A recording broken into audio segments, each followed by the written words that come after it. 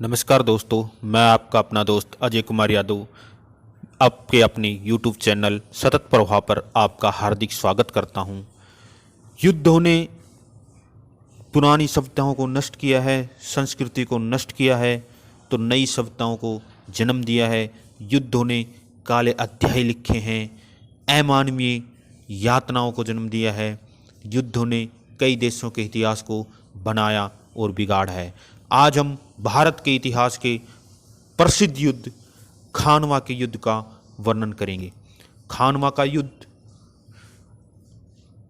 17 मार्च 1527 ईस्वी को मेवाड़ के शासक महाराणा संग्राम सिंह, जिन्हें राणा सांगा के नाम से भी जाना जाता है, और जहीरुद्दीन मोहम्मद बाबर के बीच लड़ा गया था, जो मूल रूप से फरगना घाटी का शासक था।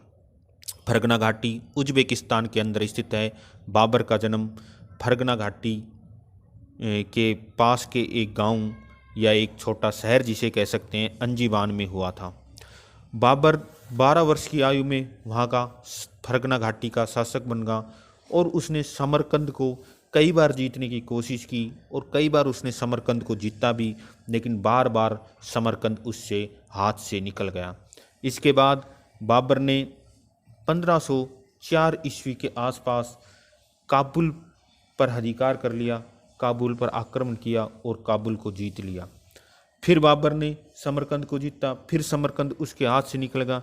इस प्रकार से बाबर ने समरकंद को हमेशा के लिए त्याग दिया और वापस से हिंदुस्तान की तरफ रुख किया। बाबर ने 1519 से लेकर 1526 ईस्वी तक भारत पर 5 आक्रमण किए।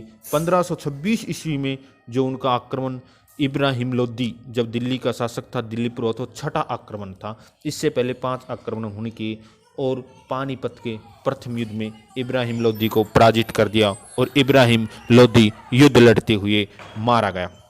जब बाबर का अधिकार दिल्ली और आगरा के ऊपर होगा तो उस समय भारत के सर्वश्रेष्ठ शासक राणा सांगा थे, जो अपने आप को भारत का रक्षक और हिंदू धर्म का रक्षक समझते थे। उन्होंने सब राजपूतों की एक बैठक का आयोजन किया और यह निर्णय लिया गया कि बाबर को भारत की भूमि से बाहर निकालना है। राणा सांगा ने राजपूतों का और जो असंतुष्ट अफगान थे उनका एक संगठन बनाया और सभी ने बाबर को भारत से बाहर निकालने की योजना बनाई। इधर इस बात की भनक बाबर को भी लग गई थी, तो उन्होंने हुमायूं को वापस बुलाया लिया और उन्होंने भी अपनी तैयारियों की शुरुआत की।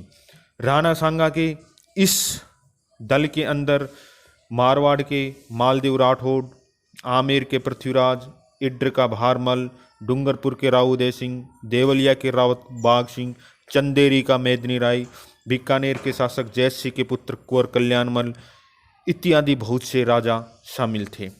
सबसे पहले राणा सांगा ने ब्याना के किले पर आक्रमण किया। ब्याना के किले पर बाबर ने अपना अधिकार कर लिया था और वहाँ से बाबर की सेना बुरी तरीके से पराजित होकर के भाग गई और मुगल खेमे में जब पहुंची और उन्होंने राजपूतों की वीरता का जो वर्णन किया, इससे मुगल सैनिकों का मनोबल बिल्कुल बुरी तरीके से टूट गया।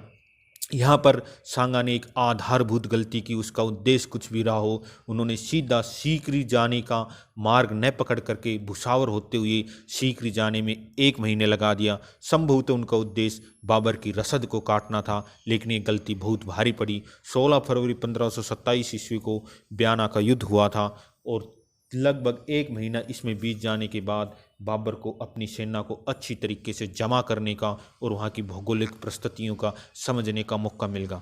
खानवा गांव जो है वो राजस्थान के भरतपुर जिले की रूपवार तहसील में स्थित है और यह आगरा के समीप स्थित है। जब सांगा खानवा के मैदान में पहुंचा, बाबर की सेना को देखा और वहाँ की सब हालतों को जायजा लिया। इस समय बाबर की सेना बड़ी मायूस थी। काबुल से आए हुए एक ज्योतिषी ने भी यह घोषणा कर दी थी कि बाबर की सेना इस युद्ध में हारेगी। बाबर ने अपने सैनिकों का मनोबल बढ़ाने के लिए मुसलमानों से लिए जाने वाले तमगा कर को हटा देने की घोषणा की तथा साथ ही यह घोषणा की कि यह एक जिहाद युद्ध है, यह एक धर्म युद्ध है और इसमें जो वीर गति को प्राप्त होगा वो जन्नत में जाएगा, इसलिए हमें पूरे प्राणपन से लड़ना चाहिए। स्वयं बाबर सहित बहुत से फारसी इतिहासकारों ने राणा सांगा की सेना की संख्या को बहुत बढ़ा चढ़ा करके बताया है, लेकिन अलेक्जेंडर किनलोच ने शोध करके ये अनुमान लगाया है कि राणा सांगा की सेना ज़्यादा थी, लेकिन वो 40,000 से अधिक नहीं हो सकती। उधर बाबर की सेना में 12,000 से 15,000 के आसपास हो सकती है। बाबर के पास इस समय एशिया का सर्वश्रेष्ठ तोपखाना था, उनके पास हल्की बंदूकें थी, भारी तोपें थी। निदान 17 मार्च 1527 ईस्वी का वो दिन आ गया जब युद्ध की शुरुआत हुई। दोनों तरफ से रणभेरियां बज उठी। सर्वप्रथम राणा सांगा ने अपनी सेना के बाएं भाग को बाबर के दाएं भाग पर आक्रमण करने का आदेश दिया। राजपूतों ने बड़ी द्रुत चपलता और फुर्ती से आक्रमण किया और यह आक्रमण बहुत भारी पड़ा और मुगल सेना पीछे हटने लगी। इसी समय बाबर ने अपनी सेना के केंद्र भाग को दाएं भाग की सहायता के लिए भेजा और धीरे धीरे पासा पलटने लगा। इसी समय बाबर की केंद्र भाग में जो बड़ी बड़ी तोपें थीं, गोलियां थीं, बंदूकें थीं, जिनका मोर्चा मुस्तफा खां संभाल रहा था, तोपों की मार ने राजपूत सेना में खलबली मचा दी। हाथी और घोड़े बितकने लगे। इसी समय राणा सांगा ने केंद्र भाग पर ध्यान देने का गौर किया, ध्यान सेना को केंद्र भाग की तरफ भेजा, लेकिन आग उगलती हुई तोपों और बंदूकों की निकलती हुई गोलियों से उन वीर राजपूत सैनिकों के शरीर के चिथड़े चिथड़े उड़ने लगे और वो माँ भारती की रक्षा करते हुए वीर गति को प्राप्त होने लगी। भला आग उगलती तोपों, आग उगलते गोलों और बंदूकों की मार को तलवार और भालों से कहाँ तक सामना किया जाता। फिर राणा सांगा ने अपनी रणनीति के अंदर बदलाव किया और मुगल सेना के छोटे छोटे टुकड़ों पर ध्यान देने, बाएं भाग दाएं भाग पर आक्रमण करने के निर्देश दिए। इस प्रकार से ये युद्ध चलता रहा। इसी समय युद्ध की नाजुकता को देखते हुए राणा सांगा ने अपने आप को भी युद्ध के अंदर झोंक दिया और इसी समय एक तीर राणा सांगा के सर में आकर के लगा, जिससे वो बेहोश हो गए। उन्हें उस बेहोशी की अवस्था के अंदर विश्वस्त राजपूत सरदारों ने पालकी में बैठा करके ले जाया गया और बसवा डोसा आने पर उन्हें होश आ गया। इस समय बड़ी सादड़ी के सरदार झाला अज्जा की अध्यक्षता में युद्ध का संचालन होता रहा। उन्हें राणा सांगा के राज चिन्ह धारण करवाए गए, मुकुट धारण करवाए गए और झाला अज्जा ने भी इसी समय मुगल के बाएं और दाएं भाग पर ध्यान देने की कोशिश की।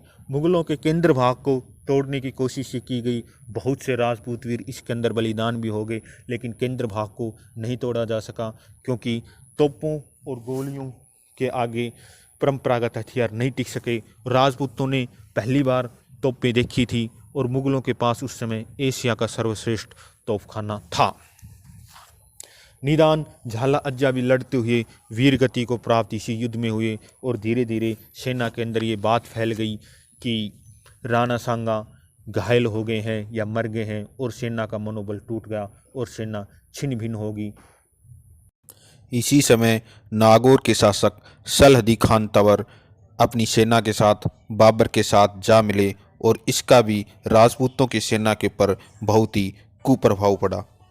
महाराणा सांगा को युद्ध भूमि में घायल हो जाने के बाद बसवा ले जाया गया था, जहां पर उन्हें होश आ गया था और उन्होंने प्रतिज्ञा कर ली थी कि मैं बाबर को भारत भूमि से बाहर खदेड़ूंगा। जब बाबर ने सन 1528 ईस्वी के अंदर मेदिनी राय चंदेरी के शासक पर आक्रमण करने की योजना बनाई तो राणा सांगा भी उनका साथ देने के लिए चल पड़े, लेकिन कहते हैं कि कुछ राजपूत सरदार जो इस बात से असंतुष्ट थे, उन्होंने राणा सांगा को जहर दे दिया और उनकी मृत्यु हो गई। हालांकि इतिहास में इस बात के ऊपर विवाद है, कोई ये सर्वमान्य तथ्य नहीं है। इस युद्ध के बहुत भयंकर परिणाम निकले। राजपूतों की एकता छिन्न भिन्न होगी। बाबर यहाँ का निर्विवाद शासक बन गया और वैसी वह एकता अगले 200 सालों तक राजपूतों में फिर कभी कायम नहीं होने पाई। लेकिन राजपूतों ने जो बलिदान दिया माँ भारती की रक्षा के लिए, वो युगों युगों तक याद किया जाएगा और महाराणा सांगा को युगों युगों तक याद किया जाएगा।